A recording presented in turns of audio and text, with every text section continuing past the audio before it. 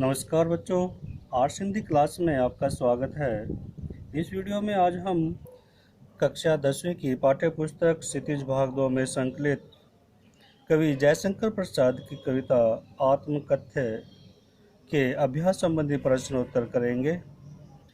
बच्चों, अभ्यास के प्रश्न करने से पहले मैं आपको बता दूं कि इससे पहले की हमारी जो वीडियो हैं उनमें हम इस कविता की 100% व्याख्या समझ चुके हैं और उसके बाद दूसरी वीडियो में हम कविता से वस्तुनिष्ठ प्रश्न उत्तर बनाने की प्रक्रिया समझ चुके हैं। आशा है आपको समझ में आई होगी। आज हम इसके अभ्यास संबंधी प्रश्न उत्तर समझेंगे। बच्चों, जब भी हम अभ्यास के प्रश्न उत्तर करते हैं तो कविता हो या पाठ हो, उसकी कथा वस्तु हमारे मस्तिष्क में होनी चाहिए, हमारे ध्यान में होनी चाहिए कि यहाँ कविता में कौन कौन सी बातें आई हैं, कौन कौन से प्रसंग आए हैं, किस प्रकार की कथा वस्तु है। और इसी तरह से जब हम पाठ की करते हैं तो उसमें भी हमें इन बातों का ध्यान रखना होता है, तभी हम बहुत ही अच्छे तरीके से प्रश्न का उत्तर दे सकते हैं। क्योंकि परीक्षा में जो परीक्षक होता है वो ये देखता है कि जो विद्यार्थी है उसने पाठ को किस स्तर तक समझा है, किस तरह से समझा है और उसका बौद्धिक स्तर कैसा है। उसी के आधार पर मूल्यांकन किया जाता है। हमारा पहला प्रश्न है, कवि आत्मकथा लिखने से क्यों बचना चाहता है। हमने कविता पढ़ी थी तो उसमें यही बात जयशंकर प्रसाद जी ने बताई है कि वो आत्मकथा क्यों नहीं लिखना चाहते हैं। क्योंकि आत्मकथा लिखने से मन की जो दुर्बलताएं हैं उनको बताना होता है, मन की त्रुटियों को बताना होता है। और जब हम अपनी कमियां बताते हैं तो हमारे जो साथी हैं वो हमारा उपहास करते हैं, मजाक उड़ाते हैं, उनको मजाक उड़ाकर व्यंग्य करके खुश होने का मौका मिल जाता है। इतना ही नहीं, साथ साथ जब आत्मकथा लिखी जाएगी तो जो अच्छे लोग हैं उनकी बातें लिखी जाएंगी और जो बुरे लोग हैं जिन्होंने हमारे साथ छल कपट किया है, प्रेम किया है, उनकी भी हमें पोल खोलनी होती है। और जब इस तरह की बातें की जाएंगी तो पिछले जो बीती हुई बातें हैं, वो दुख देने वाली बातें हैं, वो ताज़ा हो जाएंगी, घाव ताज़ा हो जाएंगे, दुख बढ़ जाएगा। और कुछ बातें ऐसी होती हैं जो दूसरों के सामने नहीं बताने होती हैं, मनुष्य की अपनी व्यक्तिगत बातें होती हैं, वो उसी तक सीमित रहती हैं, तो उन बातों को भी नहीं बताया जा सकता है। इसलिए कवि जयशंकर प्रसाद जो हैं वो आत्मकथा कहने से बचना चाहते हैं। तो बच्चों, इसको अपने शब्दों में, अपने जो सरल भाषा है उसमें आप अपने इसका उत्तर लिख सकते हैं। दूसरा प्रश्न हमारा आता है कि आत्मकथा सुनाने के संदर्भ में अभी समय भी नहीं, कवि ऐसा क्यों कहता है। कविता की जो अंतिम पंक्ति है, अभी समय भी नहीं था कि सोई है मेरी मौन व्यथा, कवि ने ये कहा था। तो यहाँ पर यही प्रश्न पूछा गया है कि अभी समय भी नहीं से कवि का क्या अभिप्राय है या कवि ने ऐसा क्यों कहा है। तो कवि जयशंकर प्रसाद स्वीकार करते हैं कि उसने अपने जीवन में ऐसी कोई महान उपलब्धि प्राप्त नहीं की है जिसके बारे में वह लोगों को बताएं या कुछ ऐसा हो जिससे लोगों को प्रेरणा मिले। और फिर साथ में कवि चाहता है कि उसके जो अंतर्मन में पीड़ा के, दुख के भाव सोए हुए हैं उनको वो नहीं जगाना चाहते हैं। वो अभी बिल्कुल शांत रहना चाहते हैं, मौन रहना चाहते हैं और आत्मकथा कहकर अपने दुखों को और ताज़ा नहीं करना चाहते हैं, अपने दर्द और ज़्यादा नहीं बढ़ाना चाहते हैं। इसी कारणों से उसे नहीं लगता कि अभी आत्मकथा कहने का उचित समय है। यही कारण है कि वो आत्मकथा कहने से बचते हैं। अगला हमारा प्रश्न है, स्मृति को पाथे बनाने से कवि का क्या आशय है। तो बच्चों, कविता में पंक्तियाँ आई थी कि उसकी स्मृति पाथे बनी है थके पथिक की पंथा की। यहाँ पर स्मृति का अर्थ है याद, और पाथे का अगर हम यहाँ अर्थ लेते हैं तो पाथे का अर्थ वैसे तो भोजन होता है, ऐसा भोजन जो रास्ते के लिए लिया जाता है, कलेवा जो रास्ते में खाने के लिए भोजन हम लेकर जाते हैं उसको पाथे कहते हैं। दूसरा अर्थ यहाँ पर सहारा है, संबल है, किसी चीज़ का सहारा लेना पाधेय है। तो यही बात यहाँ कवि कहना चाहता है कि अपने प्रेम की जो मधुर यादें हैं उनका सहारा ही उनके जीवन में शेष रह गया है, जिसके सहारे वो अब जी रहे हैं। और प्रेम की सुखद अनुभूतियाँ ही पाथे के समान उनके लिए सहायक बनी हुई हैं। वह जीवन के रास्ते पर थके हुए यात्री के समान समृद्धि रूपी पाथे का सहारा लिए चल रहे हैं। जिस प्रकार रास्ते में चलता चलता यात्री थक जाता है और वो कहीं पर विश्राम करके अपने साथ जो खाने के लिए सामान लिया हुआ है उसको खाकर अपने जो थकान है उसको दूर करने का प्रयास करता है, अपनी भूख को दूर करने का प्रयास करता है, वैसे ही जो कवि हैं वो अपने प्रेमी के, अपनी प्रियतमा की जो यादें हैं उनके सहारे अपना जीवन जी रहे हैं। अगला जो हमारा प्रश्न है इसमें भाव स्पष्ट करना है। काव्य पंक्तियां हैं। मिला कहाँ वह सुख जिसका मैं सौपन देख कर जाग गया, आलिंगन में आते आते मुस्कुरा कर जो भाग गया। हमने जयशंकर प्रसाद जी की आत्मकथा कविता पढ़ी तो इसमें हमने देखा कि कवि ने यहाँ पर बताया है कि जिन सुखों के सपनों को देखकर वो नींद से जाग जाते थे वे उसे वास्तविक जीवन में कभी प्राप्त नहीं हुए।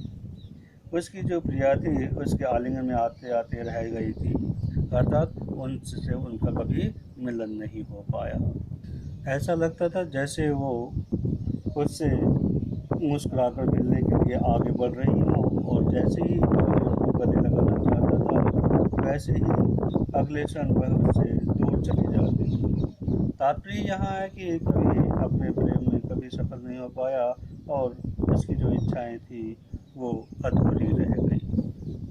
अगली जो काव्य पंक्तियां हैं इनमें कवि ने कहा है कि जिसके अरुण कपोलों की मतवाली सुंदर छाया में अनुरागनी उषा लेती थी निज सुहाग मधु माया में। यहाँ कवि ने अपनी प्रेमिका के सौंदर्य का वर्णन करते हुए स्वीकार किया है कि उसकी जो प्रेमिका है वो अनुपम सुंदरी थी। उसके जो गाल थे वो लाल लाल थे, मतवाले थे और आकर्षक थे। प्रातःकाल के समय जो आकाश में लालिमा छाई रहती है वो उसके मधुर कपोलों से ही लालिमा को ग्रहण करती थी। भाव यह है कि कवि ने अपनी प्रेमिका के जो गाल हैं उनकी प्रातःकालीन लालिमा के साथ समानता बताई है और कहा कि वो बड़े सुंदर और आकर्षक थे। यहाँ कवि ने अपनी प्रेमिका के अनुपम सौंदर्य का वर्णन किया है। हमारा अगला प्रश्न है, उज्ज्वल गाथा कैसे गाऊं मधुर चांदनी रातों की, कथन के माध्यम से कवि क्या कहना चाहता है। यहाँ कवि जयशंकर प्रसाद जी ने अपनी प्रेमिका के साथ बिताए जो सुखद पल हैं उनके बारे में बताया है कि उनके जीवन में अब मात्र अभाव और दुख पीड़ा है, लेकिन उनके जीवन में कभी सुखद पद का अनुभव नहीं हुआ। इसलिए यह स्वीकार करता हुआ कवि कहता है कि अपने निजी प्रेम के मधुर क्षण सबके सामने वो कैसे प्रकट करें। दूसरा, निजी प्रेम के मधुर क्षण निजी होते हैं, उन्हें किसी से कहा नहीं जा सकता। कवि उनकी तुलना उज्ज्वल कहानी के साथ करता है क्योंकि उनके जो दिन हैं वो सुखद बीते हैं, इसलिए उनको वो अच्छे लगते हैं जिस तरह कोई उज्ज्वल कहानी हो, स्वच्छ कहानी हो। और कहते हैं कि उस उज्ज्वल कहानी की चर्चा करना ज़रूरी नहीं है, आवश्यक नहीं है, क्योंकि वह उन्हीं सुखद पलों की स्मृतियों के सहारे अपना जीवन जी रहे हैं, इसलिए उन बातों को वो किसी के सामने नहीं कहना चाहते हैं।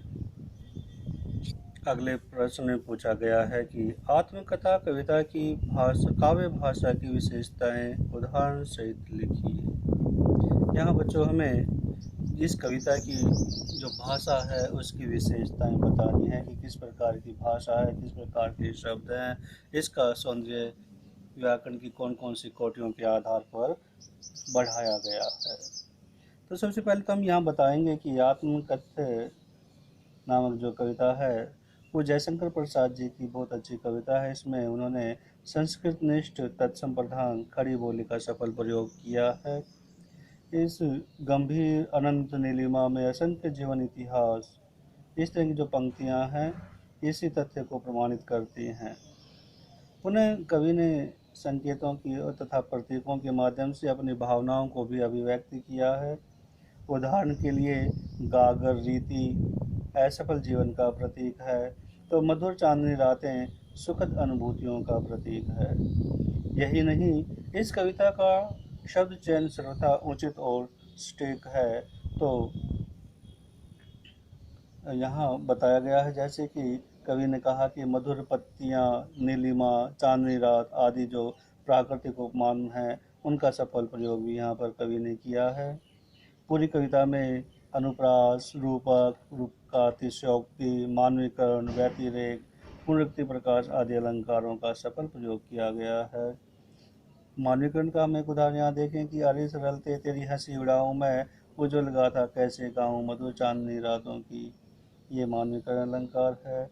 और इसमें हम कह सकते हैं कि यहाँ जो अन्य छायावादी गीत हैं उनके समान ही यहाँ पर गीत में गेयता का, गाने का गुण विद्यमान है। कवि ने तुक व लय का पूरा ध्यान रखा है। इस गीत में कवि ने आत्मकथात्मक शैली के अंदर अनंतर संबोधनात्मक, प्रतीकात्मक तथा सांकेतिक शैलियों का सफल प्रयोग किया है। यहाँ हम बता सकते हैं कि यहाँ कवि ने इस जो गीत है, इस गीत में 30 मात्राओं के प्रसिद्ध तांटक छंद का शास्त्रीय प्रयोग किया है और भाषा जो है वो प्रसाद गुण युक्त है, सरल, सहज एवं प्रवाहमयी है। इस प्रकार हम इस कविता की जो विशेषताएं हैं वो बता सकते हैं। सातवां और अंतिम जो प्रश्न है वो है, कवि ने जो सुख का स्वप्न देखा था उसे कविता में किस रूप में अभिव्यक्त किया है। तो यहाँ हम बता सकते हैं कि कवि जयशंकर प्रसाद ने यह एक माधुर्य भाव युक्त कविता लिखी है। इसमें सुख का सपन देखने के पीछे भी उन्होंने माधुर्य भाव की व्यंजना की है। कवि ने अपने जो सपने हैं उनमें अपनी प्रिया का आलिंगन प्राप्त करने का सुख देखा था। उसे लगा कि वह उसकी भुजाओं में आएगी और मधुर चांदनी रात में प्रेम में बातें कर रही है। यही कारण है कि कवि ने अपनी प्रिया के गालों की जो लाली है उसके समक्ष उषाकालीन जो लालिमा है उसको भी हीन बताया है, तुच्छ बताया है। इस प्रकार कवि अपने सुख सपन को बड़ी मधुरता के साथ व्यक्त करते हैं। कवि की इस प्रकार की जो अभिव्यक्ति है वो श्रृंगार रस को परिपाक करती है। श्रृंगार रस का जो सौंदर्य है वो हमें यहाँ पर देखने को मिलता है। इस प्रकार हम यहाँ पर जो कवि का सुख का सपना है उसको अभिव्यक्त कर सकते हैं। बच्चों, ये थे हमारे जयशंकर प्रसाद द्वारा रचित कविता आत्मकथ्य के अभ्यास संबंधी प्रश्नोत्तर। आशा आपको समझ में आए होंगे। ये एक मार्गदर्शन के रूप में आपके पास आप भेजे गए हैं, आपको समझाए गए हैं ताकि आप इनसे अपने विचार ले सकें, अपने संकेत ले सकें और अपनी भाषा और अपने बौद्धिक स्तर के आधार पर इन प्रश्नों के उत्तर तैयार कर सकें। अगली वीडियो में हम अपने इसी पाठ कविता जो हमारी क्षितिज पुस्तक है इसकी और कविताएं करेंगे, साथ में उनकी अभ्यास और वस्तुनिष्ठ प्रश्नोत्तर भी समझने का प्रयास करेंगे। धन्यवाद।